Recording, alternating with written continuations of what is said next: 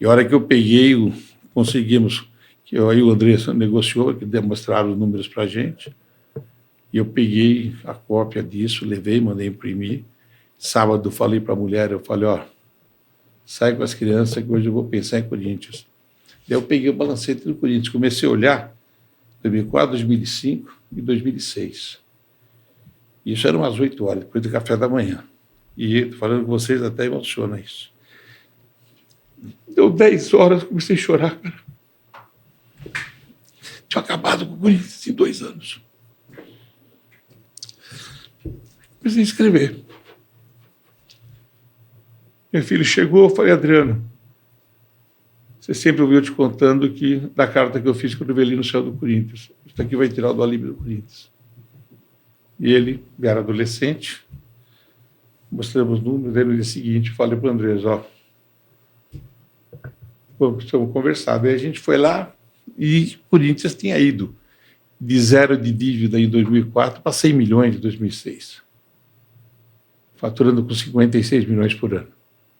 Então você imagina, faturava 50 e devia 100. Daí como é que nós vamos fazer? E mostramos, quer dizer, a gente foi lá simplesmente mostramos, não teve nenhuma... Tanto que quem era o diretor financeiro à época, ele não queria falar, começamos a apresentar, e daí foi quando teve, daí o André me convidou para assumir finanças. E foi quando a gente montou um belo time, porque nós trouxemos o Rosenberg, ele veio para o marketing, o Alvarenga para o jurídico, o Isabela para o terrestres. Nós trouxemos o Santoro, que foi aí como advogado contratado para cuidar das coisas de FIFA. Nós trouxemos um bom time com o Mário Gobi no futebol. E com isso foi o primeiro mandato do Andrés. A gente começou a fazer e sabendo que você precisava. Não sei se você está me ouvindo, né? Se você deve 50, se você deve 100, você ganha 50, você precisa aumentar a tua base e tentar reduzir um pouco. Então, isso foi feito. E nesse meio tempo, você estava na Série B. Então, você imagina, a gente estava na Série B, tinha que aumentar as receitas do clube, e fizemos nesse meio tempo, a gente conseguiu, de um queira ou não, foi feito CT, bicampeão mundial, e daí quando foi...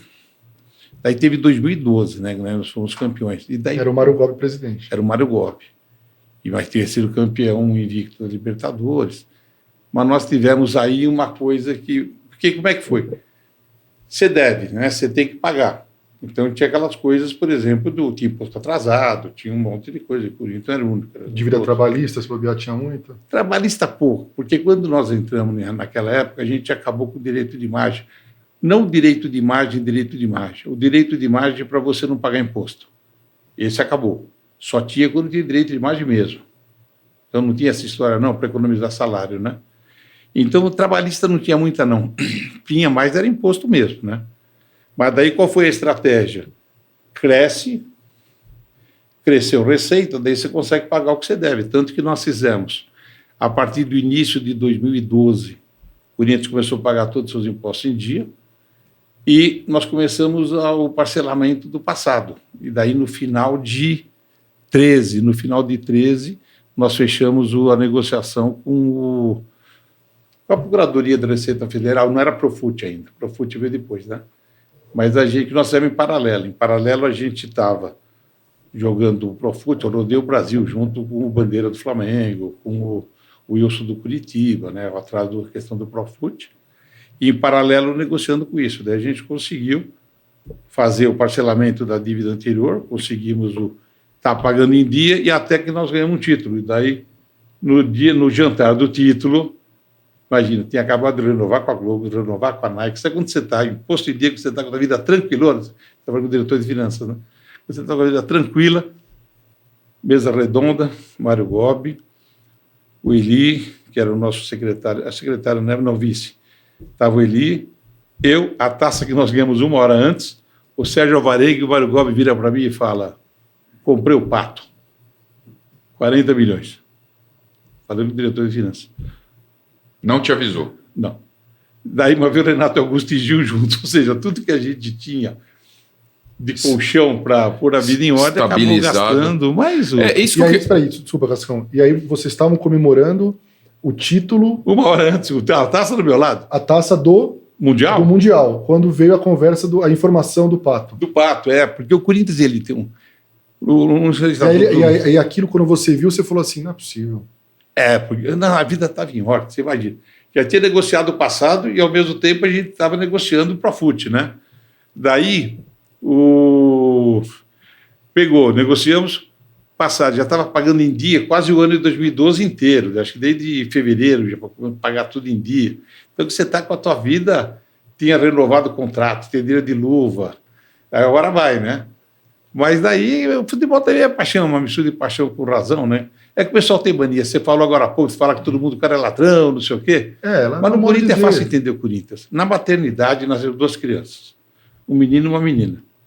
O menino é um ladrão, a menina é uma vadia. Esse é o Corinthians. Então, se você conhece essa estrutura, aí você precisa navegar com isso. Porque uma coisa é todo mundo falar, não, o camarada levou. Não, mas levou como? Você está falando com um cara que foi diretor financeiro de 7 anos. Diretor financeiro, você falou sobre. Você já pergunta, Cascão, mas é que ele falou e eu lembrei de uma situação de um convidado que esteve aqui. Quando nós falando com o Mário Gobi sobre a gestão dele no Corinthians, ele usou exatamente esse termo. Não tem. Você me ajuda, Cascão, para falar de forma correta. Não se faz time vencedor sem ficar endividado.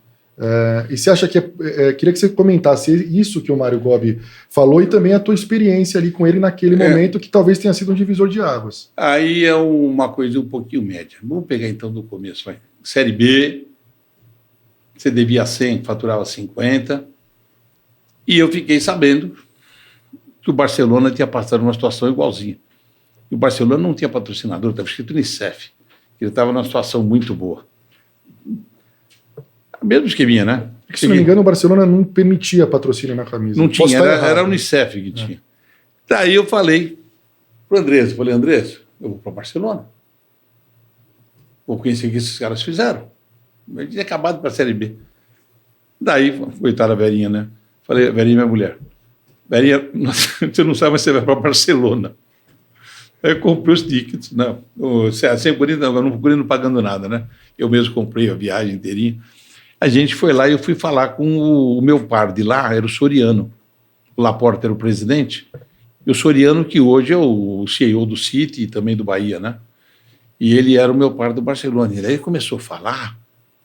E daí, quando foi aquilo, eu nem sei quanto programa a gente tem, mas de qualquer forma. Não, vamos trocar ideia. Ele começou, o Soriano foi me falando aquilo, e para mim era maná, sabe? Quando você estava naquilo. Eu cheguei para ele e falei, Soriano, que me custa você contar essas coisas para o meu presidente, para os meus conselheiros? Porque daí ele falou para mim, porque ele estava contando coisa seguinte, ó. Enquanto a gente achava que tinha que dar uma de Santos, só botar a molecada para jogar, porque não tinha dinheiro, não, ele falou, não, o Corinthians tem que estar sempre entre os 4 primeiros. Talvez mais ou menos como era o Gobi que se falar, quer dizer, o Corinthians tem que estar sempre entre os 4 primeiros. Porque tem o clube, que é um clube para formar jogador. Tem o clube que é para sobreviver e o clube que é para ser campeão. E o Corinthians é para ser campeão. Daí, ele começou a me mostrar na arena, ele começou a mostrar o estádio, e ele falou, vocês têm que fazer um estádio. E o Soriano, não estou nem falando do Laporta é o presidente, falando o que era o meu par mesmo, ficou comigo 3 dias lá. E daí eu perguntei, o que custa isso? Daí ele virou e falou, ó, me paga as passagens do hotel que eu vou. Falei, quando, né? Daí acertei com ele uns 15, 20 dias. Depois ele dava uns 15, 20 dias, depois ele estava no Brasil. Porque quando eu voltei, eu falei, Andrés, vamos fazer um rateio na nossa diretoria ele veio meio aqui. Que dar uma consultoria. Veio contar o que ele tinha me contado. Veio assim naquela boa vontade mesmo, já era interesse financeiro. O camaradinho falou, combinamos, vamos fazer uma vaquinha, o time não tem dinheiro, dividimos entre nós as passagens e o hotel deles e não cobraram até hoje. Eu acertei que a gente pagava, não cobraram nunca. E daí eles foram, fizeram uma reunião, chamamos os conselheiros, a oposição, chamamos todo mundo, para mostrar que... E eles falando da importância do estádio, que a gente até então não pensava em estádio. E a gente até trauma de corintiano, né? Nós 3 somos corintianos, trauma de tanta promessa de estádio que... Porque nós temos maquete de estádio. E com isso, daí veio o Barcelona, trouxe isso para a gente, daí teve outro caso importante. No final, eu tenho um restaurante, no final chamei eles para jantar com a gente, e nós vamos em 9 pessoas. 2 e mais 7 diretores do Corinthians. Daí chegou a conta. A hora que chegou a conta, eu dividi por 7. Falei, pessoal, é tanto para cada um. Quando eles viram 7 cartões de crédito em cima da mesa, era quase meia-noite. Começou outra reunião. Ficaram até 2 horas da manhã conosco. Quando eles viram que não era o clube que estava pagando, ficamos até 2 horas da manhã. Foram mais 2 horas de reunião. Então foi uma coisa muito interessante. Então, o Barcelona ele nos ajudou nisso. E o Soriano, não precisa falar a carreira dele, onde ver o que ele fez também depois disso. É um cara extremamente brilhante, mas que nos ajudou. E daí veio o estádio. Ele acabou vendo com isso. Então, quando o Mário fala de time, também foi o que a gente realmente ouviu. O Corinthians tem que ter entre os 4 meses, gente. Mas você tem que estar sempre endividar para ter sabe time. Que eu vi E você não considera o Pato um erro gravíssimo?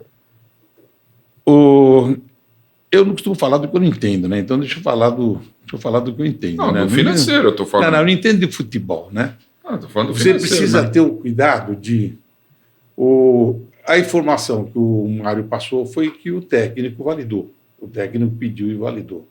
Na minha cabeça de financeiro, eu não tinha dinheiro para contratar o Pato. O Tite. É o Tite, que era o técnico à época. Mas aí é uma coisa que não foi consultado, quer dizer, então não posso...